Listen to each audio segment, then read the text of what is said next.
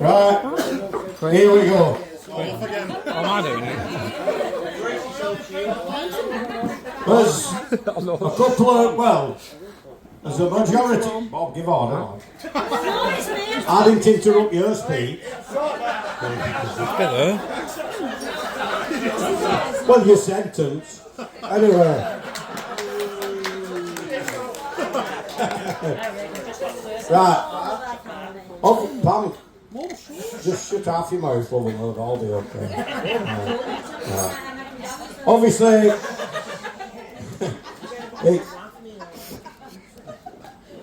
as the blokes in the queue, with Bonnie Blue would say, that's going to take some following, Aidan. So, here we go.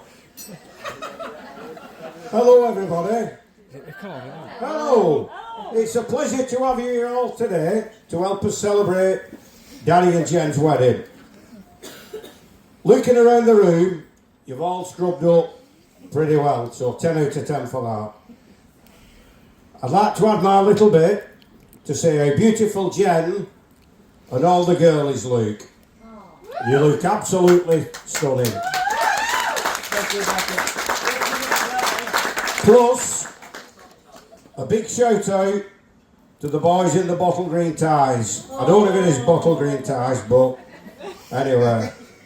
The entertainment, we've touched, literally, Aidan's touched on everything what I'm going to say, so whether I'm repeating it or whatever anyway, or seeing it from a different view. The entertainment value of being measured for a suit far exceeded my expectations. It was quite an hefty experience. I think it was Aidan who said they will have to reopen Trencherfield Mill to get the weaving done for all our suits. We had to visit Slater's in Bolton. I think everyone's suit needed some kind of alteration, with the exception of Bob. He just slipped into his suit, just as easy as he slipped out his handcuffs at Tenerife Airport to make his way over to the flower bed to look for his wallet and his phone.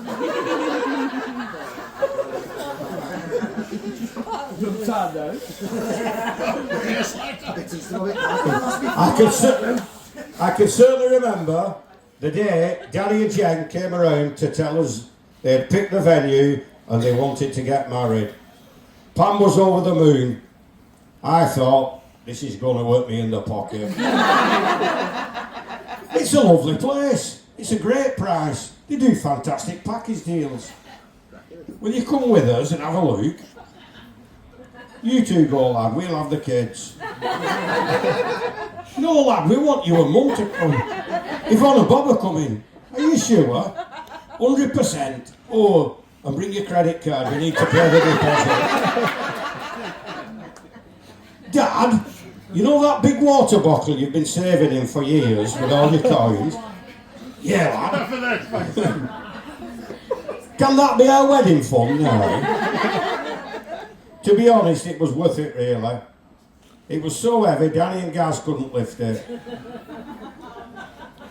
And we had to split it up, put it into bags, and I've still got the video where they wheeled it down the Royal Arcade to get the money changed to put to the wedding fund. So that was a brilliant memory. Anyway, we're here today, and I hope you all enjoy. I hope you all are all enjoying the day. I hope you enjoy the food, the drink, the music, the entertainment. But I just hope I can do the same with one kidney because I had to sell the other.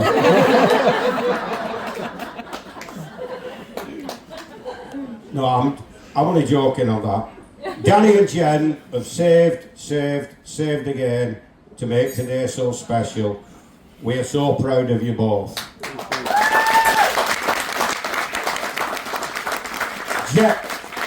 Jen has literally sorted everything. The decorations, sorted the meal, the music, the toiletries, the flip-flops, photo frames, kids' clothes, the list is endless. In Jen's words, I'm running round like an hamster in a wheel, while Danny just has to wash his balls and put the suit on.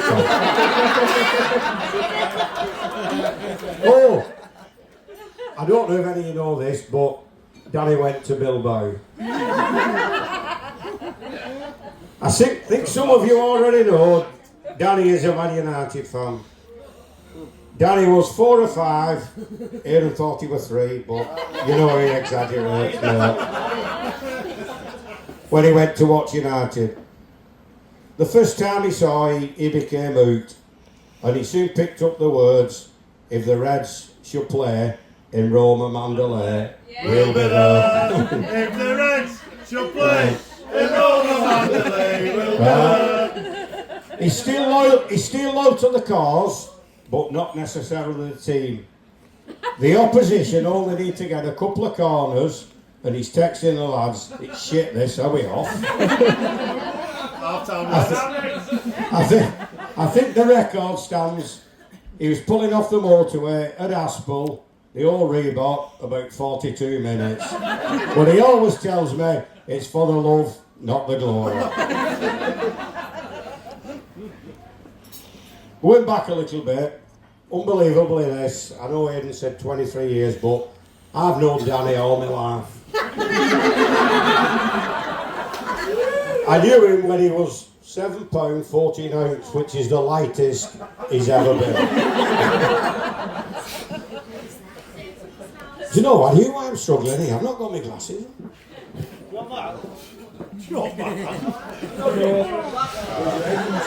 He said, from being that £7 14, he soon grew into a right moaning little shit. He could ruin any well-planned day out. On a few occasions, we only got as far as Almond Brook when heading for a day at the seaside, much to Kirsty's disappointment. But we couldn't go any further, he was a nightmare. The reason I've mentioned this is because when he rings me to tell me Luca has been playing up on a day out, Dad, there's no pleasing him. I actually think, get in there, lad, it's payback time. Danny went to Deanery School, but most of the lads he knocked about with went to John Fisher. I'm not quite sure if it's anything to do with religion, but Danny became a better liar than Keema Starmer in this town. The Jesus story, when I caught him, there was a guy who lived in Cecil Avenue who looked like Jesus, and if they called him Jesus, he used to chase him. I actually saw him with my own eyes shooting fireworks at Jesus' house, but no, Keir Starmer wrote, it wasn't me. I also remember the Doc Cotton story. He came home one time. I thought Doc Cotton had walked through the door into the living room. Have you been smoking, lad? Who, me? No, why? Obviously, then we don't know Doc Cotton. She always had a fagging around and she stunk like. Well, it was with Dean. Well, look at Dean anyway. Obviously, Aidan, just to touch on the same story, when Danny left school, we took Danny and a few of his mates on holiday. Aidan, Skep, Little Dean, a gang of us went to Greece. They could do what they wanted, but we will be there if required. First night, sat outside a bar, 3 or 4 couples we went with, just chilling out. Next thing, who should come flying past? Them lot. In the blink of an eye, they'd gone. We hadn't realised it was them till Kirsty grassed them up. We later found out they had been back to some girl's room and their dad had caught them. Oh, to be sweet 16. Looking back, I think Danny, meeting Jen, was, let's say, the calming influence he needed at 100% the right time. And to Jen's credit, she turned him into an adult. That's only mentally.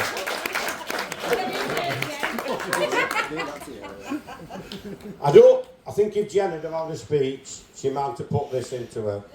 So I don't know if meeting Jen for the first time will haunt Jen forever. But Pam and me had been out for a few pints and we was a tad tuned in. We were sat in the living room, me just in my boxers with a tea towel as a bib, eating an Indian takeaway with a teaspoon. I think you remember it well, don't you, Joe? But it's also, I always eat my Indian with a teaspoon, so that's nothing. But I also recall our first night with Jen and her lovely family. Oh, and Bob was there as well.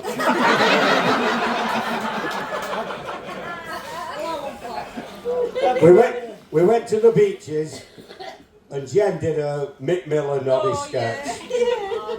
She had every one of us in bits.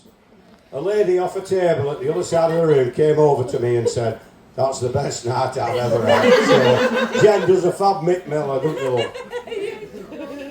Last page this, so you'll be alright, you can all piss off. Right. On about Jen, I know we've done quite a bit on Danny, so I think it's only fair that we give Jen a mention. Just for today, I'll just describe Jen as curious. Other people might call her proper nosy. Jen loves the gossip. Jen is our Kay Burley. Get the helicopter out, Steph. If anything happens around Wigan, obviously she has a specialist areas, which are Beach Hill, Gidlow and Springfield. You know what she's like to say. If we hear a siren from the police, ambulance, fire engine, ring Jen. She'll know what's going on. Jen has been to more incidents and crime scenes than Richard Gaisford. We wouldn't want to swap you, Jen, love. Jen's a fantastic mum to Luca, Rudy and Danny.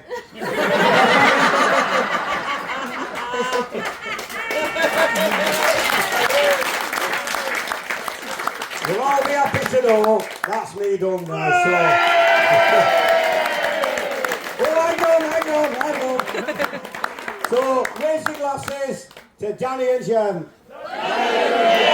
Thank you, everyone. Ladies and gentlemen, put your hands together for everyone that's done a speech. Oh, absolutely fantastic.